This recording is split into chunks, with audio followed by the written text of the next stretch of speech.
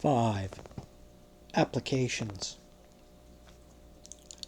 The principles asserted in these pages must be more generally admitted as the basis for discussion of details before a consistent application of them to all the various departments of government and morals can be attempted with any prospect of advantage.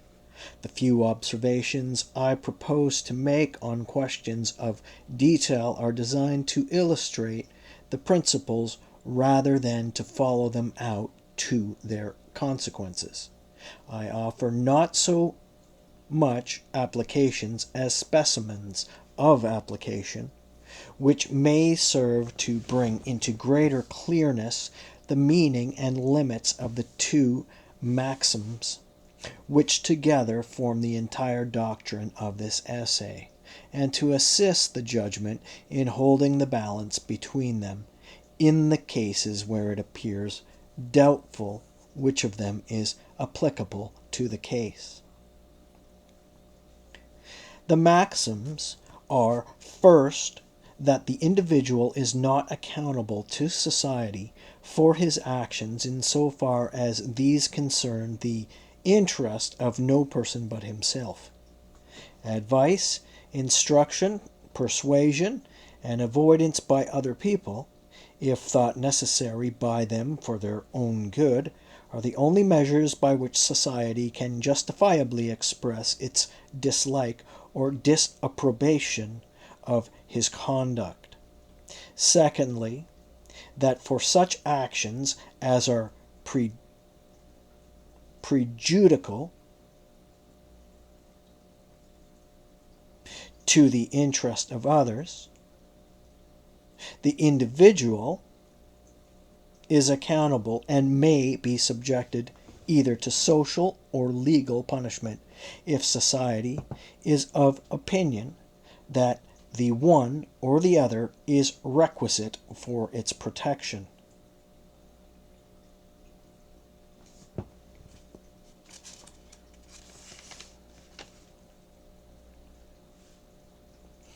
In the first place, it must by no means be supposed, because damage or probability of damage to the interest of others can alone justify the interference of society, that therefore it always does justify such interference. In many cases, an individual, in pursuing a legitimate object, necessarily, and therefore legitimately, causes pain or loss to others, or intercepts a good which they had a reasonable hope of obtaining. Such oppositions of interest between individuals often arise from bad social institutions, but are unavoidable while those institutions last. And some would be unavoidable under any institutions. Whoever succeeds in an overcrowded profession or in competitive examination, whoever is preferred to another in any contest for an object which both desire reaps benefit from the loss of others, from their wasted exertion and their disappointment. But it is, by common admission, better for the general interest of mankind that persons should pursue their objects undeterred by this sort of consequences. In other words, society admits no right, either legal or moral, in the disappointed competitors to immunity from this kind of suffering, and feels called on to interfere only when means of success have been employed which it is contrary to the general interest to permit, namely fraud or treachery and force. Again, trade is a social act. Whoever undertakes to sell any description of goods to the public does what affects the interest of other persons, and of society in general, and thus his conduct, in principle, comes within the jurisdiction of society. Accordingly, It was once held to be the duty of governments in all cases which were considered of importance to fix prices and regulate the processes of manufacture. But it is now recognized, though not till after a long struggle, that both the cheapness and the good quality of commodities are most effectually provided for by leaving the producers and sellers perfectly free, under the sole check of equal freedom to the buyers for supplying themselves elsewhere. This is the so-called doctrine of free trade, which rests on grounds different from, though equally solid with, the principle of individual liberty asserted in this essay. Restrictions on trade, or on production for purposes of trade, are indeed restraints, and all restraint, qua restraint, is an evil, but the restraints in question effect only the part of conduct which society is compliant to restrain, and are wrong solely because they do not really produce the results which it is desired to produce by them. As the principle of the individual liberty is not involved in the doctrine of free trade, so neither is it in most of the questions which arise respecting the limits of that doctrine, as, for example, what amount of public control is admissible for the prevention of fraud by adulteration, how far sanitary precautions or arrangements to protect workplace employed in dangerous occupations should be enforced by employers. Such questions involve considerations of liberty only in so far as leaving people to themselves is always better, ceteris paribus, than controlling them, but that they may be legitimately controlled for these ends is in principle undeniable. Ceteris paribus, footnote. Other things being equal. End of footnote. On the other hand, there are questions relating to the interference with trade which are essentially questions of liberty, such as the Maine Law, already touched upon. Footnote. See above, page 156. End of footnote. The prohibition of the importation of opium into China, the restriction of the sale of poisons, all cases, in short, where the object of the interference is to make it possible or difficult to obtain a particular commodity. These interferences are objectionable, not as infringements on the liberty of the producer or seller, but on that of the buyer. One of these examples, that of the sale of poisons, opens a new question: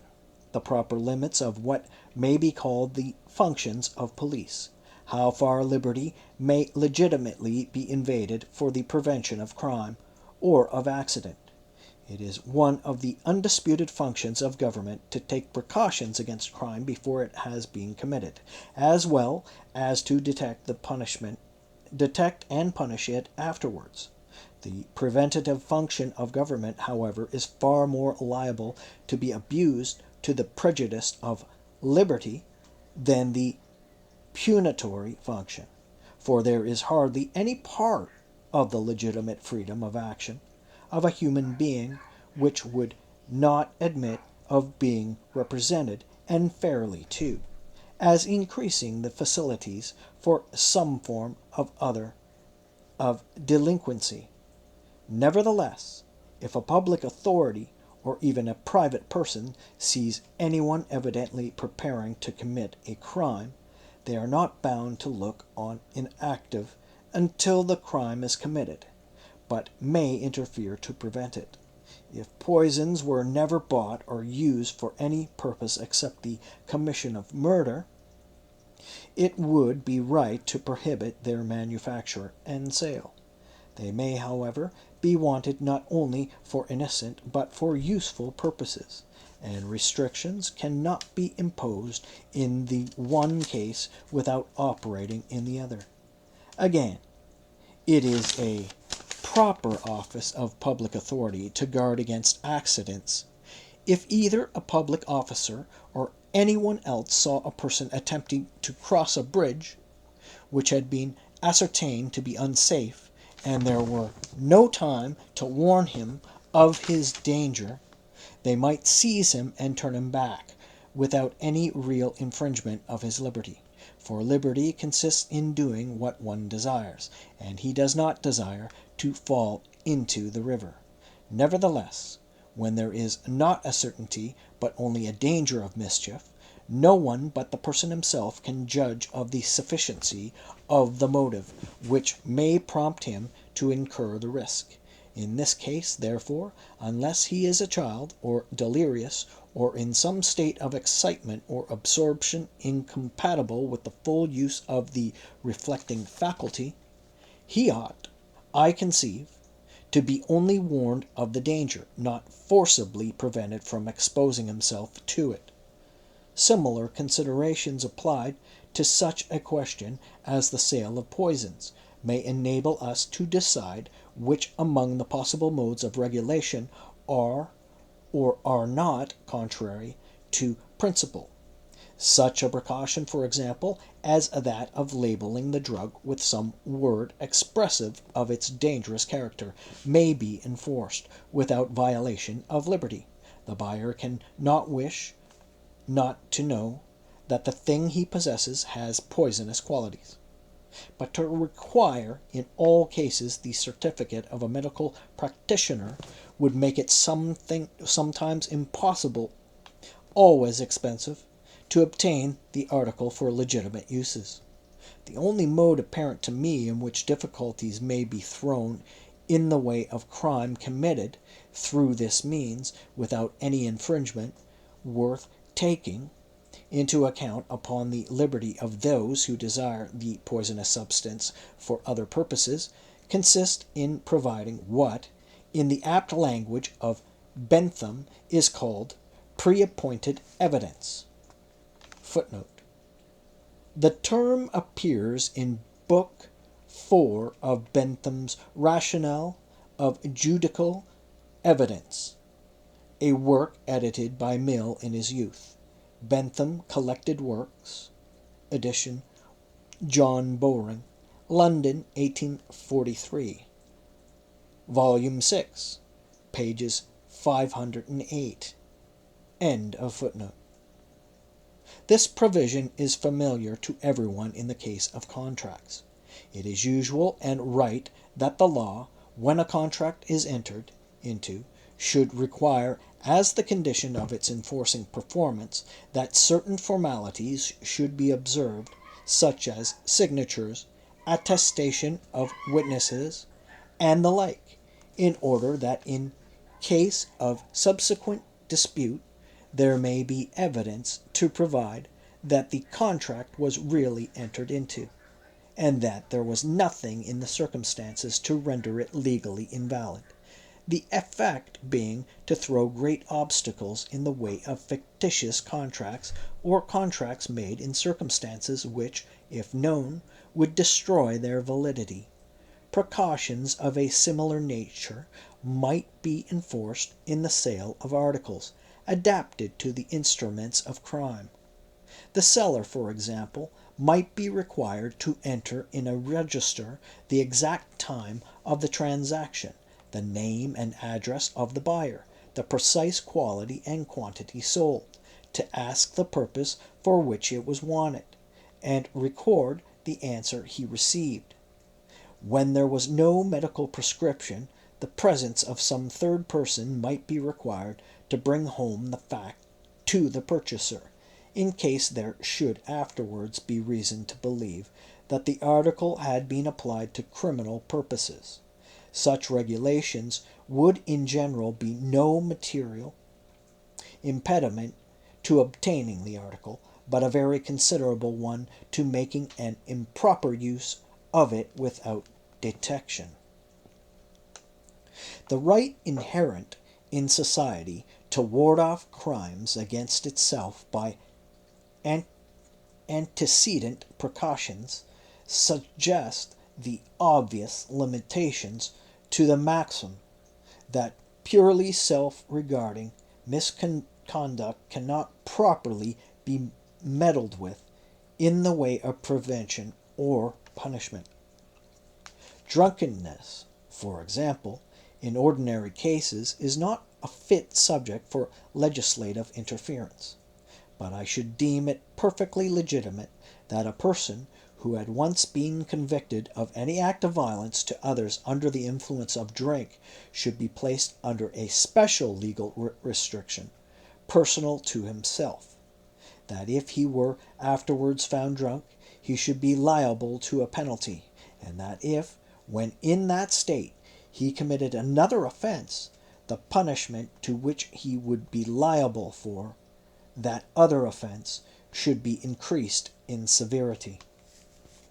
The making himself drunk in a person whom drunkenness excites to do harm to others is a crime against others. So again, idleness, except in a person receiving support from the public, or except when it constitutes a breach of contract, cannot without tyranny be made a subject of legal punishment. But if either from idleness or from any other avoidable cause a man fails to perform his legal duties to others, as for instance to support his children, it is no tyranny to force him to fulfill that obligation by compulsory labor, if no other means are available. Again,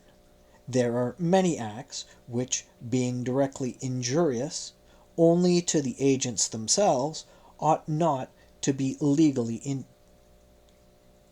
interdicted, but which, if done publicly, are a violation of good manners and I'm going to read that again.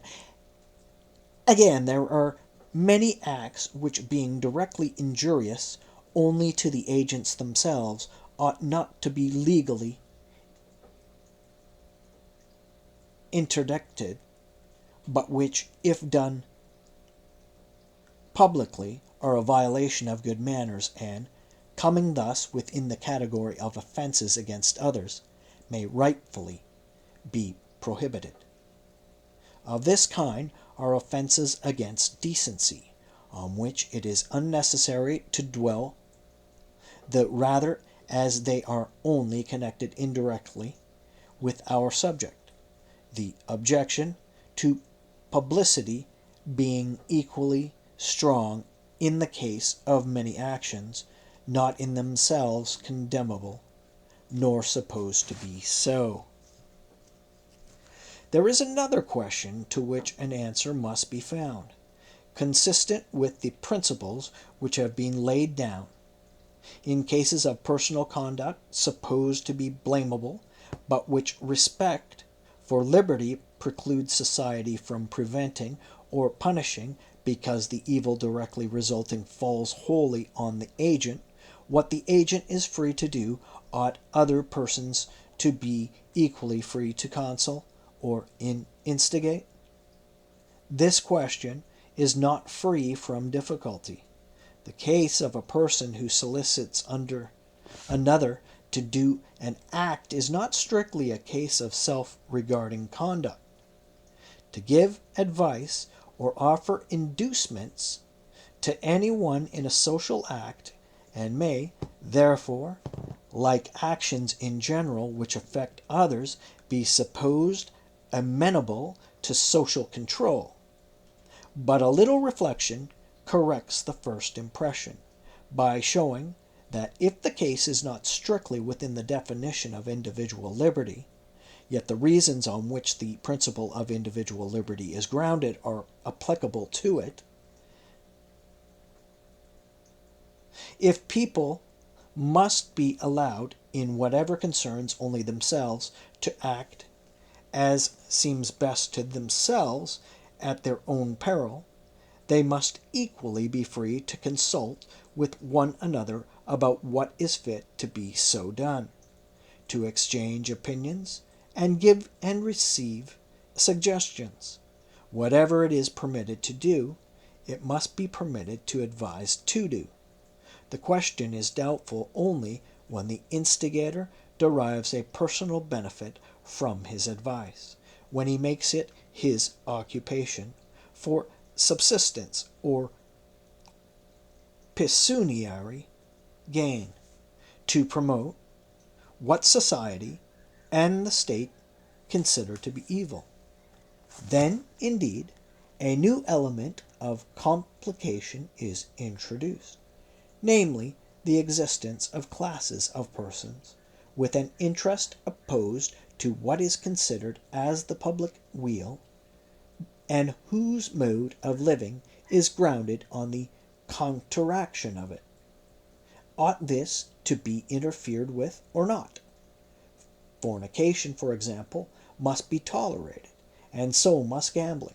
But should a person be free to be a pimp, or to keep a gambling house?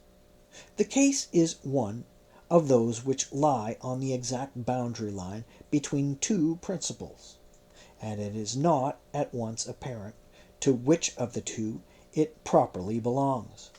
There are arguments on both sides. On the side of toleration,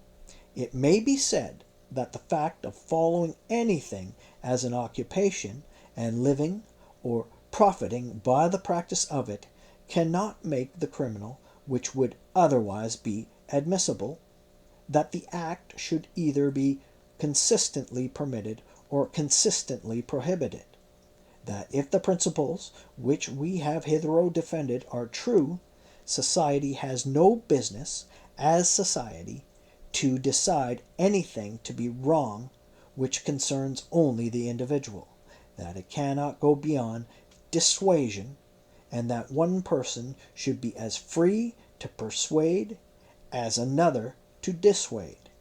In opposition to this, it may be contended that, although the public or the state are not warranted in authoritatively deciding, for purposes of repression or punishment, that such or such conduct, affecting only the interest of the individual, is good or bad. They are fully justified in assuming, if they regard it as bad, that its being so or not is at least a disputable question. That this being supposed,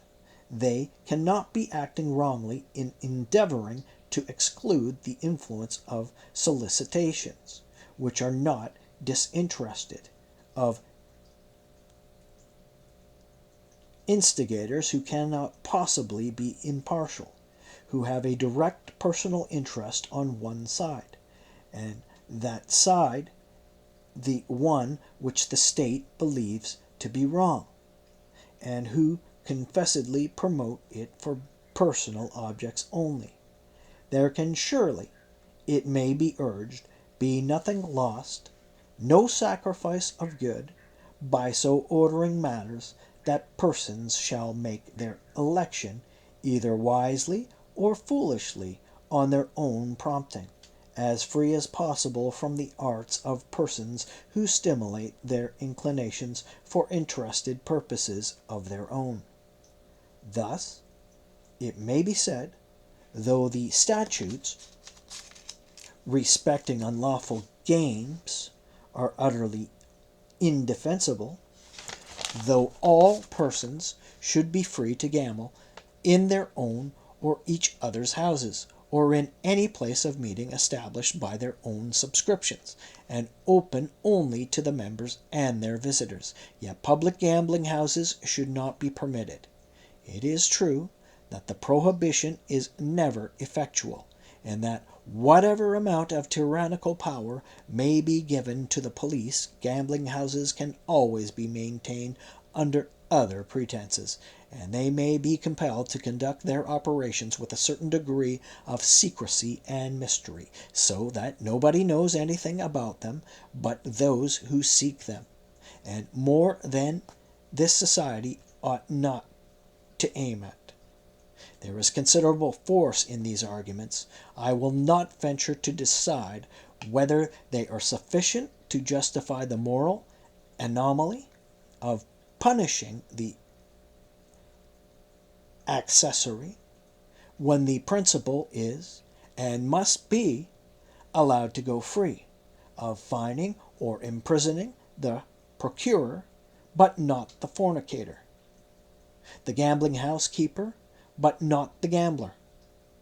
Still less ought the common operations of grounds of buying still less ought the common operations of buying and selling to be interfered with on analogous grounds. Almost every article which is bought and sold may be used in excess, and the sellers have a pecuniary interest in encouraging that excess. But no argument can be founded on this in favor, for instance, of the main law, because the class of dealers in strong drinks, though interested in their abuse, are indispensably required for the sake of their legitimate use. The interest, however, of these dealers in promoting intemperance is a real evil, and justifies the state in imposing restrictions and requiring guarantees, which, but for that justification, would be infringements of legitimate liberty.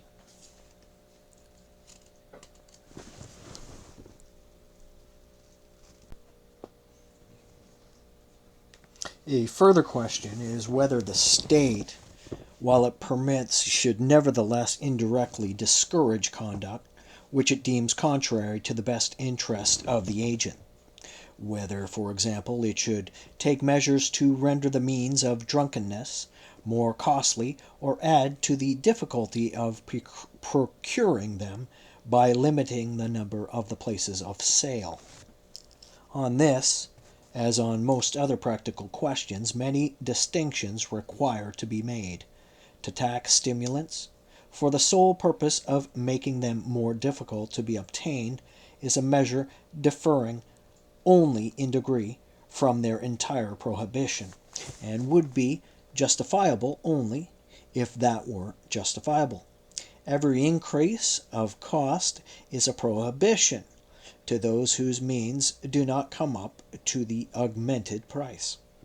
and to those who do, it is a penalty laid on them for gratifying a particular taste. Their choice of pleasures and their mode of expending their income, after satisfying their legal and moral obligations to the state and to individuals, are their own concern and must rest with their own judgment. These considerations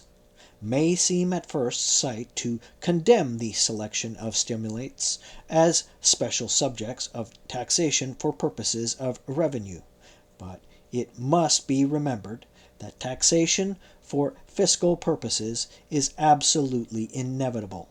that in most countries it is necessary that a considerable part of that taxation should be indirect, that the state therefore cannot help imposing penalties, which to some persons may be prohibitory, on the use of some articles of consumption. It is hence the duty of the state to consider, in the imposition of taxes, what commodities the consumers can best spare, and a fortiori to select in fortiori to select in preference those of which it deems the use, beyond a very moderate quantity, to be positively injurious. Taxation, therefore, of stimulants up to the point which produces the large amount of revenue, supposing that the state needs all the revenue which it yields, is not only admissible, but to be approved of. The question of making the sale of these commodities a more or less exclusive privilege must be answered differently. according to the purposes to which the restriction is intended to be subservient. All places of public resort require the restraint of a police, and places of this kind peculiarly, because offenses against society are especially apt to originate there. It is, therefore, fit to confine the power of selling these commodities, at least for consumption on the spot, to persons of known or vouched for respectability of conduct, to make such regulations respecting hours of opening and closing as may be requisite for public surveillance, and to withdraw the license if breaches of the peace repeatedly take place through the connivance or incapacity of the keeper of the house, or if it becomes a rendezvous for concocting and preparing offenses against the law. Any further restriction I do not conceive to be in principle justifiable. The limitation in number, for instance, of beer and spirit houses, for the express purpose of rendering them more difficult of access and diminishing the occasions of temptation, not only exposes all to an inconvenience, because there are some by whom the facility would be abused, but it is suited only to a state of society in which the laboring classes are avowedly treated as children or savages, and placed under an education of restraint, to fit them for future admission to the privileges of freedom. This is not the principle on which the laboring classes are professedly governed in any free country, and no person who sets due value on freedom will give his adhesion to their being so governed, unless after all efforts have been exhausted to educate them for freedom and govern them as freemen, and it has been definitely proved that they can only be governed as children. The bare statement of the alternative shows the absurdity of supposing that such efforts have been made in any case which needs be considered here. It is only because the institutions of this country are a mass of inconsistencies that things find admittance into our practice which belong to the system of despotic, or what is called paternal, government, while the general freedom of our institutions precludes the exercise of the amount of control necessary to render the restraint of any real efficacy as a moral education. It was pointed out in an early part of this essay that the liberty of the individual, in things wherein the individual is alone concerned, implies a corresponding liberty in any number of individuals to regulate, by mutual agreement, such things as regard them jointly, and regard no persons by themselves. This question presents no difficulty so long as the will of all the persons implicated remains unaltered. But since that will may change, it is often necessary, even in things in which they alone are concerned, that they should enter into engagements with one another. And when they do, it is fit, as a general rule, that those engagements should be kept. Yet in the laws, probably of every country, this general rule has some exceptions. Not only persons are not held to engagements which violate the rights of third parties, but it is sometimes considered a sufficient reason for releasing them from an engagement that it is injurious to themselves. In this and most other civilized countries, for example, an engagement by which a person should sell himself or allow himself to be sold as a slave would be null and void, neither enforced by law nor by opinion. The ground for thus limiting the power of voluntarily disposing of his own lot in life is apparent, and is very clearly seen in this extreme case. The reason for not interfering, unless for the sake of others, with a person's voluntary acts, is consideration for his liberty. His voluntary choice is evident that what he so chooses is desirable, or at least endurable, to him, and his good is on the whole best provided for by allowing him to take his own means of pursuing it. But by selling himself for a slave, he abdicates his liberty. He foregoes any future use of it beyond that single act. He therefore defeats, in his own case, the very purpose which is the justification of allowing him to dispose of himself. He is no longer free, but is no longer free, but is thenceforth in a position which has no longer the presumption in its favor that would be afforded by his voluntarily remaining in it. The principle of freedom cannot require that he should be free not to be free.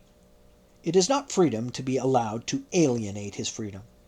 These reasons, the force of which is so conspicuous in this peculiar case, are evidently of far wider application, yet a limit is everywhere set to them by the necessities of life, which continually require, not indeed that we should resign our freedom, but that we should consent to this and the other limitation of it. The principle, however, which demands uncontrolled freedom of action in all that concerns only the agents themselves, requires that those who have become bound to one another in things which concern no third party should be able to release one another from the engagement. And even without such voluntary release, there are perhaps no contracts or engagements except those that relate to money or money's worth, of which one can venture to say that there ought to be no liberty whatever of retraction. Baron Wilhelm von Humboldt, in the excellent essay from which I have already quoted, states it as his conviction that engagements which involve personal relations or services should never be legally binding beyond a limited duration of time, and that the most important of these engagements, marriage, having the peculiarity that its objects are frustrated unless the feelings of both the parties are in harmony with it, should require nothing more than the declared will of either party to dissolve it. This subject is too important and too complicated to be discussed in a parenthesis, and I touch on it only so far as is necessary for purposes of illustration. If the conciseness and generality of Baron Humboldt's dissertation had not obliged him in this instance to content himself with enunciating his conclusion without discussing the premises, he would doubtless have recognized that the question cannot be decided on grounds so simple as those to which he confines himself. When a person either by express promise or by conduct has encouraged another to rely on his continuing to act in a certain way, to build expectations and calculations, and stake any part of his plan of life upon that supposition, a new series of moral obligations arises on his part towards that person, which may possibly be overruled, but cannot be ignored. And again, if the relation between two contracting parties has been followed by consequences to others, if it has placed third parties in any peculiar position, or, as in the case of marriage, has even called third parties into existence, obligations arrive on the part of both the contracting parties towards those third persons, the fulfillment of which, or at all events the mode of fulfillment, must be greatly affected by the continuance or disruption of the relation between the original parties to that contract. It does not follow, nor can I admit, that these obligations extend to requiring the fulfillment of the contract at all costs to the happiness of the reluctant party,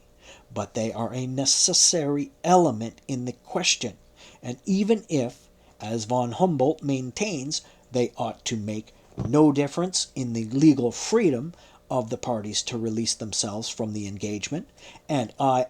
also hold that they ought not to make much difference, they necessarily make a great difference in the moral freedom.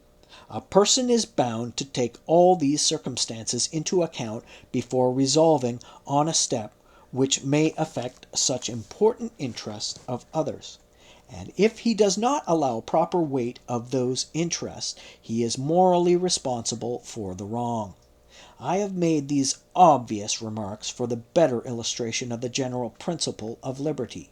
and not because they are at all needed on the particular question, which, on the contrary, is usually discussed as if the interest of children was everything, and that of grown persons nothing. I have already observed that, owing to the absence of any recognized general principles, liberty is often granted where it should be withheld, as well as withheld where it should be granted. And one of the cases in which, in the modern European world, the sentiment of liberty is the strongest is a case where, in my view, it is altogether misplaced.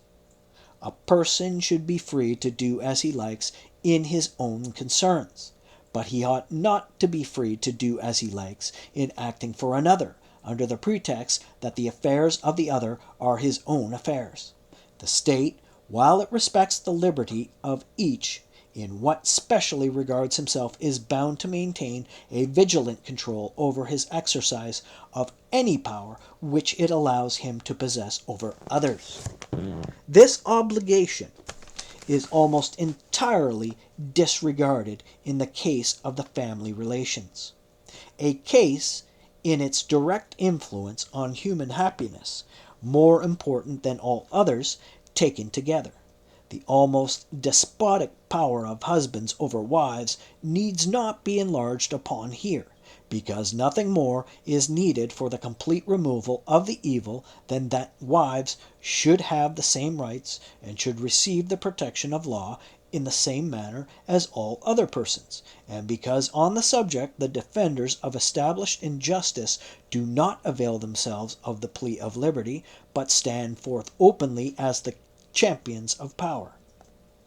It is in the case of children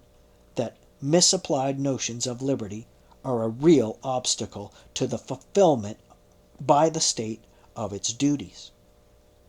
One would almost think that a man's children were supposed to be literally and not metaphorically a part of himself, so jealous is opinion of the smallest interference of law, with his absolute and exclusive control over them, more jealous than of almost any interference with his own freedom of action. So much less do the generality of mankind value liberty than power.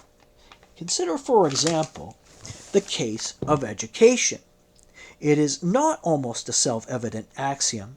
that the state should require and compel the education up to a certain standard of every human being who is born its citizen. Repeating. Is it not almost a self-evident axiom that the state should require and compel the education up to a certain standard of every human being who is born its citizen? Yet who is there that is not afraid to recognize and assert this truth? Hardly anyone, indeed, will deny that it is one of the most sacred duties of the parents, or as law and usage now stand, the father, after summoning a human being into the world, to give to that being an education fitting him to perform his part well in life towards others and towards himself. But while this is unanimously declared to be the father's duty, scarcely anybody in this country will bear to hear of obliging him to perform it. Instead of his being required to make any exertion or sacrifice for securing education to his child, it is left to his choice to accept it or not when it is provided gratis. It still remains unrecognized that to bring a child into existence without a fair prospect of being able not only to provide food for its body, but instruction and training for its mind is a moral crime, both against the unfortunate offspring and against society,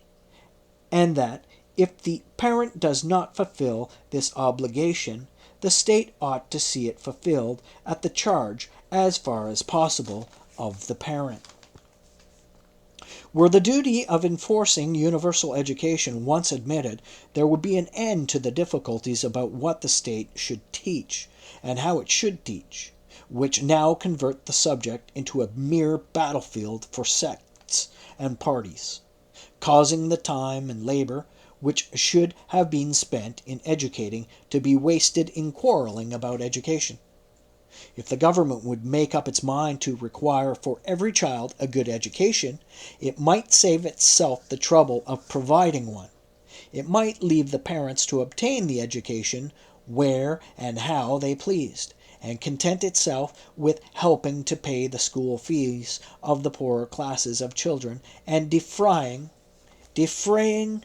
the entire school expenses of those who have no one else to pay for them.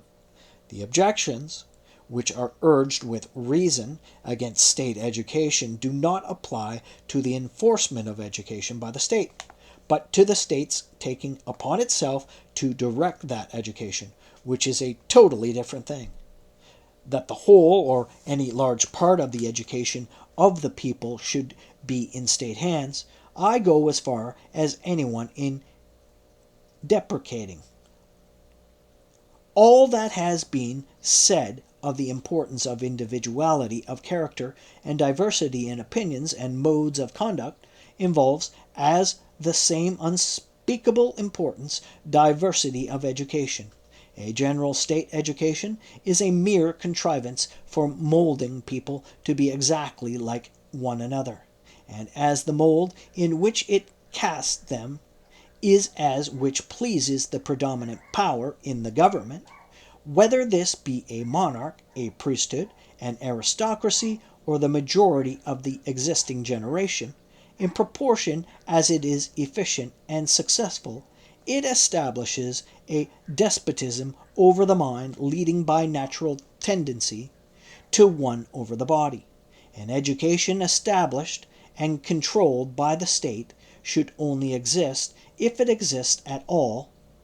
as one among many competing experiments carried on for the purpose of example and stimulus to keep the others up to a certain standard of excellence. Unless indeed, when society is in general is in so backward a state that it could not or would not provide for itself any proper institutions of education, unless the government undertook the task, then indeed the government may, as the less of two great evils, take upon itself the business of schools and universities, as it may that of joint stock companies, when private enterprise, in a shape fitted for undertaking great works of industry, does not exist in the country. But in general, if the country contains a sufficient number of persons qualified to provide education under government auspices, the same persons would be able and willing to give an equally good education on the voluntary principle, under the assurance of remuneration afforded by the law rendering education compulsory, combined with state aid to those unable to defray the expense. The instrument for enforcing the law could be no other than public examinations, extending to all children and beginning at an early age. An age might be fixed at which every child must be examined, to ascertain if he or she is able to read. If a child proves unable, the father, unless he has some sufficient ground of excuse, might be subjected to a moderate fine, to be worked out, if necessary, by his labor, and the child might be put to school at his expense. Once in every year, the examination should be renewed with a gradually extending range of subjects, so as to make the universal acquisition and, what is more, retention of a certain minimum of general knowledge virtually compulsory. Beyond that minimum, there should be voluntarily examinations of all subjects at which all who come up to a certain standard of proficiency might claim a certificate. To prevent the state from exercising, through these arrangements, an improper influence over opinion, the knowledge required for passing an examination, beyond the merely instrumental parts of knowledge, such as languages and their use, should even in the higher classes of examinations be confined to facts and positive science exclusively. The examinations on religion, politics, or other disputed topics should not turn on the truth or falsehoods of opinions, but on the matter of fact that such and such an opinion is held, on such grounds, by such authors, or schools, or churches. Under this system, the rising generation would be no worse off in regard to all disputed truths than they are at present. They would be brought up either churchmen or dissenters, as they now are, the state merely taking care that they should be instructed churchmen or instructed dissenters. There would be nothing to hinder them from being taught religion, if their parents choose, at the same schools where they were taught other things. All attempts by the state to bias the conclusions of its citizens on disputed subjects are evil, but it may be properly offer.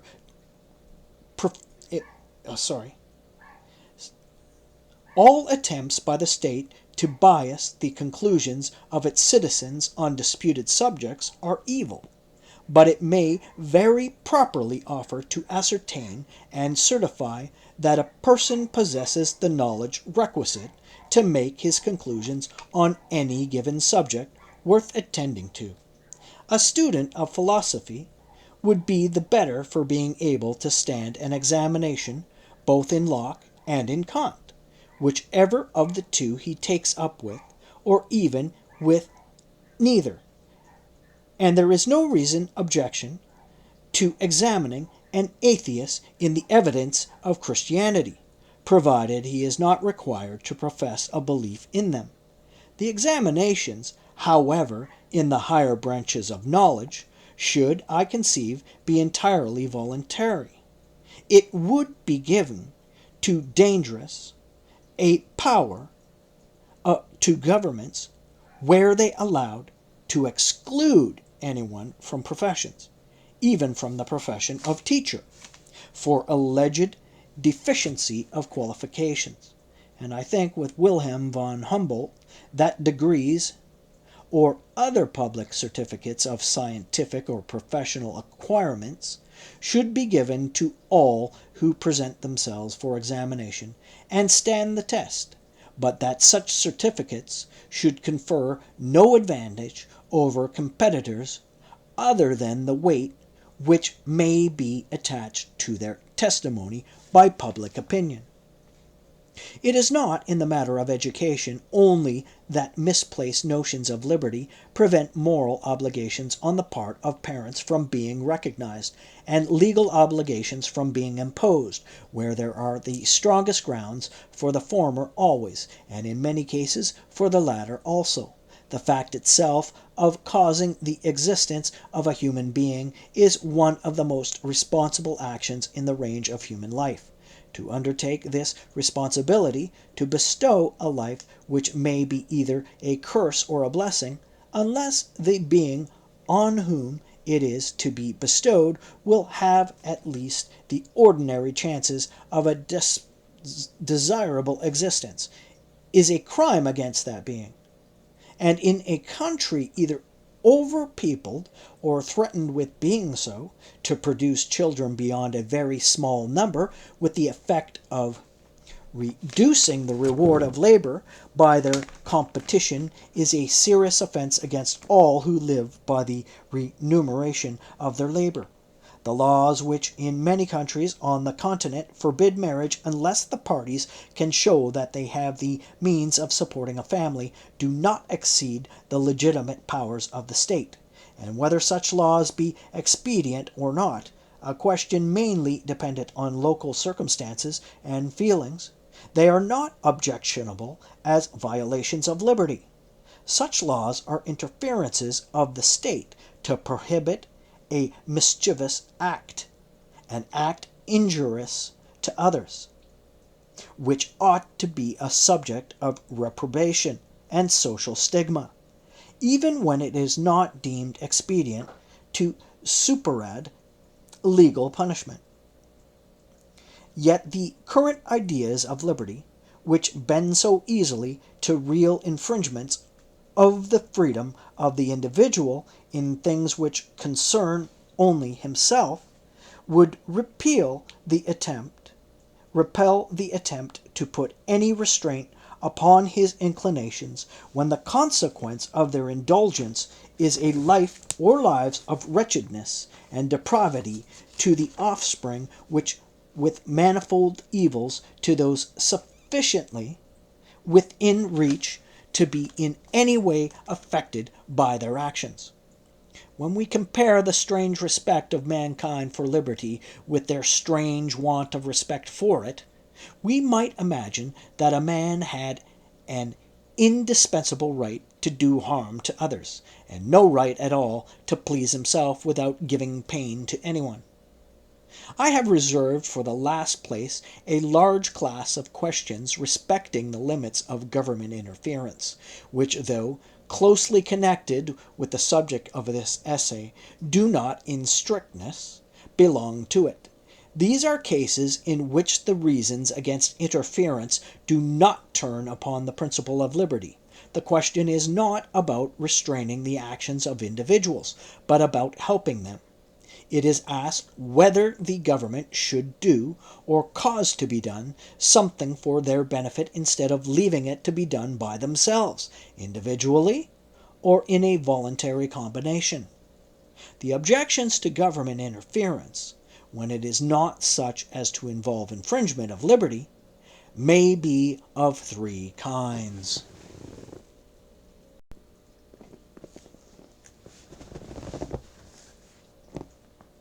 The first is when the thing to be done is likely to be better done by individuals than by the government.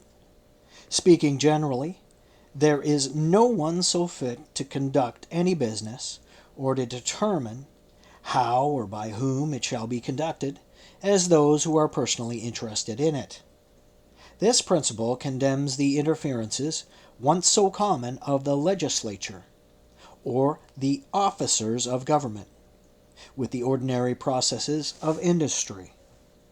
But this part of the subject has been sufficiently enlarged upon by political economists, and is not particularly related to the principles of this essay. The second objection is more nearly allied to our subject. In many cases, though individuals may not do the particular thing so well, on the average, as the officers of government, it is nevertheless desirable that it should be done by them, rather than by the government, as a means to their own mental education, a mode of strengthening their active faculties, exercising their judgment, and giving them a familiar knowledge of the subjects with which they are thus left to deal. This is a principle, though not the sole recommendation of jury trial, in cases not political, of free and popular local and municipal institutions, of the conduct of industrial and philanthropic enterprises by voluntary associations. These are not questions of liberty, and are connected with the subject only by remote tendencies, but they are questions of development, It belongs to a different occasion from the present to dwell on these things as parts of national education, as being, in truth, the peculiar training of a citizen, the practical part of the political education of a free people, taking them out of the narrow circle of personal and family selfishness,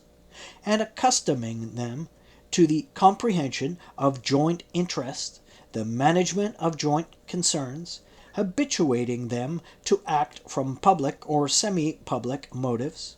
and guide their conduct by aims which unite instead of isolating them from one another.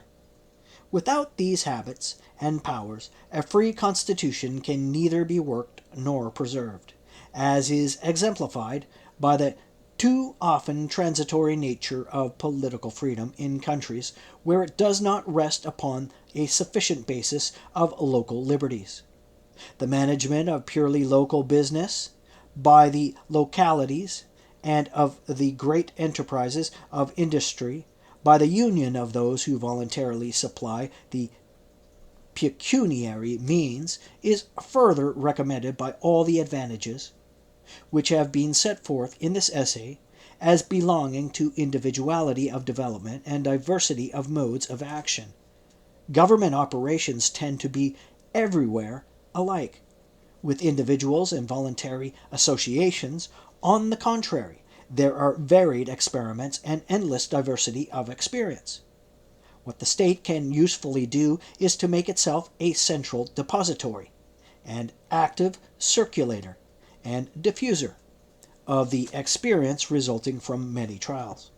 Its business is to enable each experimentalist to benefit by the experiments of others, instead of tolerating no experiments but its own.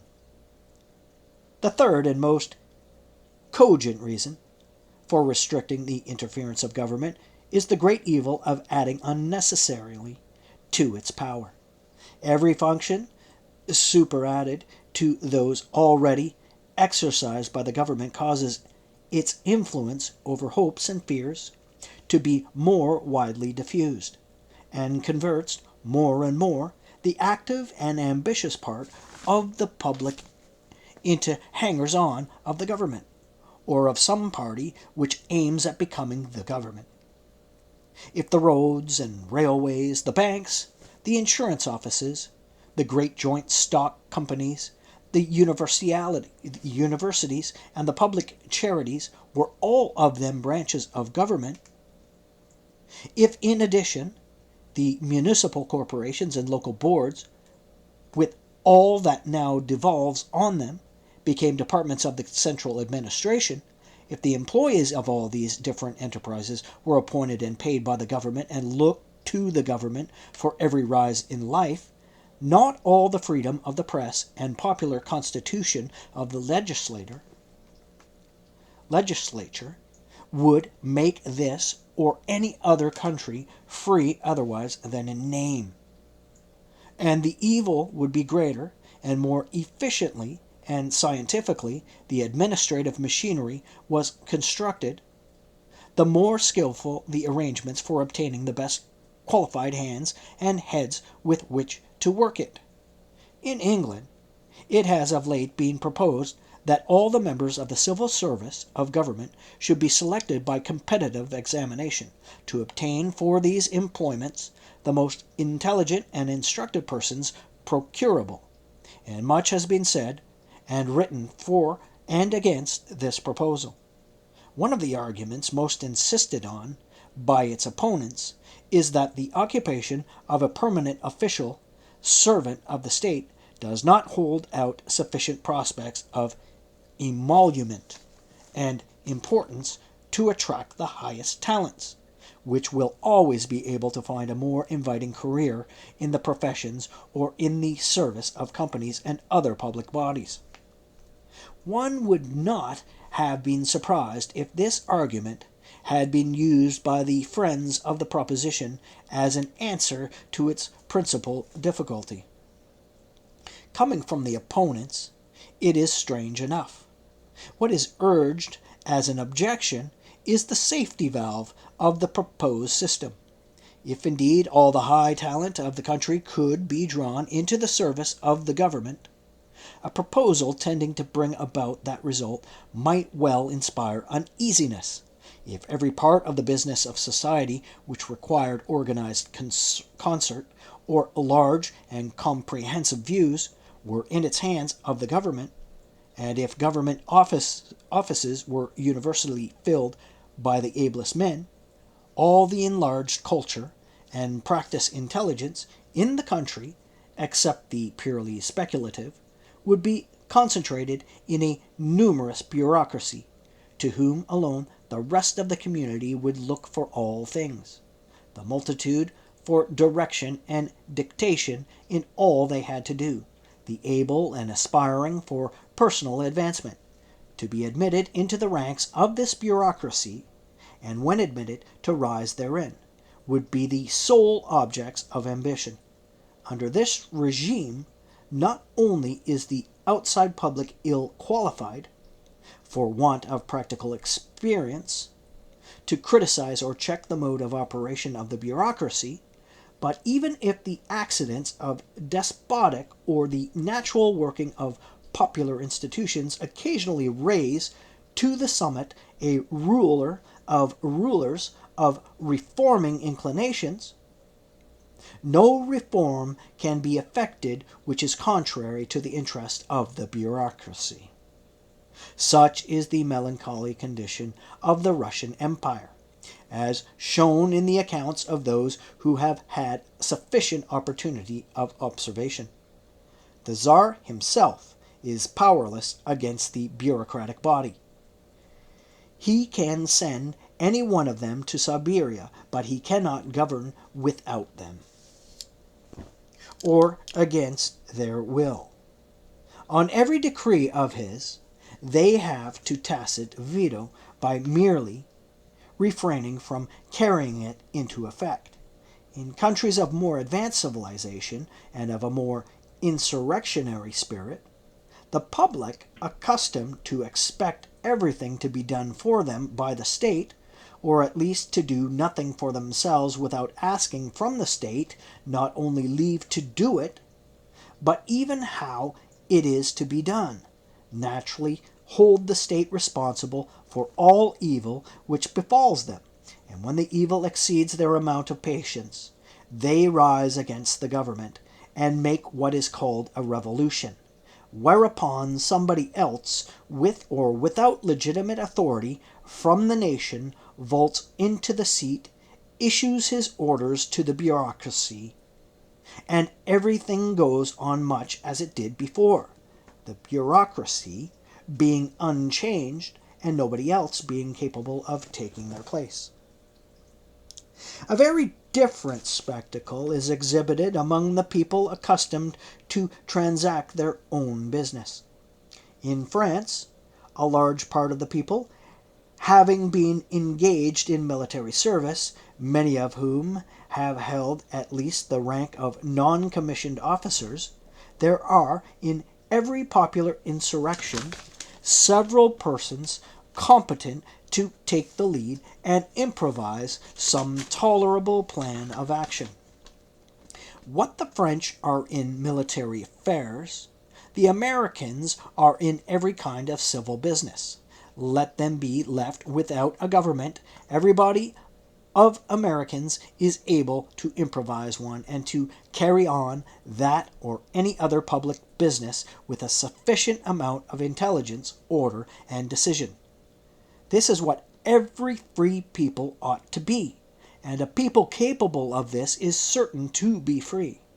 It will never let itself be enslaved by any man or body of men, because these are able to seize and pull the reins of the central administration. No bureaucracy can hope to make such a people as this do or undergo anything that they do not like. But where everything is done through the bureaucracy, nothing to which the bureaucracy is really adverse can be done at all. The constitution of such countries is an organization of the experience and practical ability of the nation into a disciplined body for the purpose of governing the rest. And the more perfect that organization is in itself, the more successful in drawing to itself and educating for itself the persons of greatest capacity from all ranks of the community. The more complete is the bondage of all the members of the bureaucracy included. For the governors are as much the slaves of their organization and discipline as the governed are of the governors. A Chinese mandarin is as much the tool and creature of a despotism as the humblest cultivator. An individual Jesuit is to the utmost degree of abasement the slave of his order, though the order itself exists for the collective power and importance of its members. It is not also to be forgotten that the absorption of all the principal ability of the country into the governing body is fatal, sooner or later, to the mental activity and progressiveness of the body itself. Banded together as they are, working a system which, like all systems, necessarily proceeds in a great measure by fixed rules. The official body are under the constant temptation of sinking into indolent routine, or if they now and then desert the mill-horse round, of rushing into some half-examined crudity which has struck the fancy of some leading member of the corps, and the sole check to these closely allied, though seemingly opposite tendencies, the only stimulus which can keep the ability of the body itself up to a high standard, is liability to the watchful criticism of equal ability outside the body. It is indispensable, therefore, that the means should exist, independently of the government, of forming such ability and furnishing it with the opportunities and experience necessary for a correct judgment of great practical affairs. If we would possess permanently a skillful and efficient body of functionaries, above all a body able to originate and willing to adopt improvements, if we would not have our bureaucracy degenerate into a pedantocracy, this body must not engross all the occupations which form and cultivate the faculties required for the government of mankind. To determine the point at which evils so formidable to human freedom and advancement begin, or rather at which they begin to predominate over the benefits attending the collective application of force of society under its recognized chiefs for the removal of the obstacles which stand in the way of its well-being, to secure as much of the advantages of centralized power and intelligence as can be had without turning into governmental channels too great a proportion of the general activity, is one of the most difficult and complicated questions in the art of government. It is, in a great measure, a question of detail in which many of the various considerations must be kept in view, and no absolute rule can be laid down. But I believe that the practical principle in which safety resides, the ideal to keep in view, the standard by which to test all arrangements intended for overcoming the difficulty, may be conveyed in these words: the greatest decimation of power consistent with efficiency,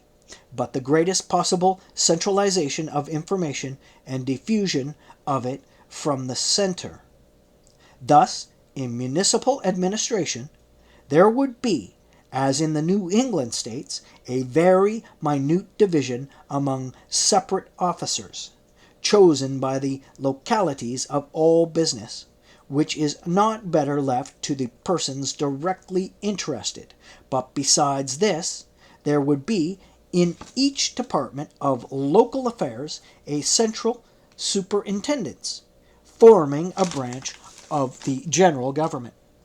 The organ of this superintendence would concentrate, as in a focus, the variety of information and experience derived from the conduct of that branch of public business in all the localities, from everything analogous which is done in foreign countries, and from the general principles of political science. This central organ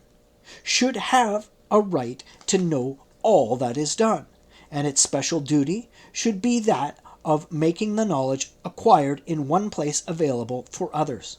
emancipated from the petty prejudices and narrow views of a locality by its elevated position and comprehensive sphere of observation. Its advice would naturally carry much authority, but its actual power, as a permanent institution, should, I conceive, be limited to compelling the local officers to obey the laws laid down for their guidance. In all things not provided for by general rules, those officers should be left to their own judgment, under responsibility to their constituents. For the violation of rules, they should be responsible to law, and the rules themselves should be laid down by the legislature,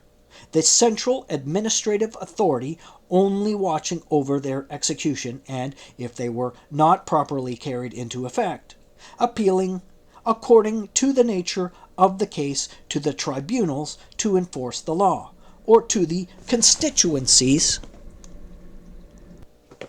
to dismiss the functionaries who had not executed according to its spirit. Such, in its general conception, is the central superintendence which the Poor Law Board is intended to exercise over the administrators of the poor rate throughout the country. Footnote: the Poor Law Amendment Act of 1834 had established as the central authority a Poor Law Commission, consisting of 3 commissioners, not members of Parliament, and responsible to the Home Secretary. In 1847, the commission was replaced by a Poor Law Board, whose president or secretary was required to be a member of Parliament and whose immediate responsibility was to Parliament. End of footnote. Whatever powers the board exercises beyond this limit were right and necessary in that peculiar case for the cure of rooted habits of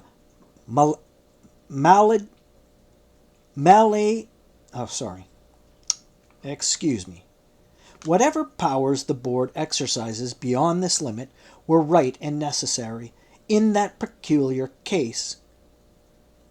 for the cure of rooted habits of maladministration in matters deeply affected not the localities merely, but the whole community, since no locality has a moral right to make itself, by mismanagement, a nest of pauperism necessarily overflowing into other localities and impairing the moral and physical condition of the whole laboring community. The powers of administrative coercion and subordinate legislation possessed by the Poor Law Board, but which, owing to the state of opinion on the subject, are very scantily exercised by them, though perfectly justifiable in a case of first-rate national interest, would be wholly out of place in the superintendence of interest purely local. But a central organ of information and instruction for all the localities would be equally valuable in all departments of administration. A government cannot have too much of a kind of activity which does not impede but aids and stimulates individual exertion and development. The mischief begins when, instead of calling forth the activity and powers of individuals and bodies, it substitutes its own activity for theirs. When, instead of informing, advising, and upon occasion denouncing,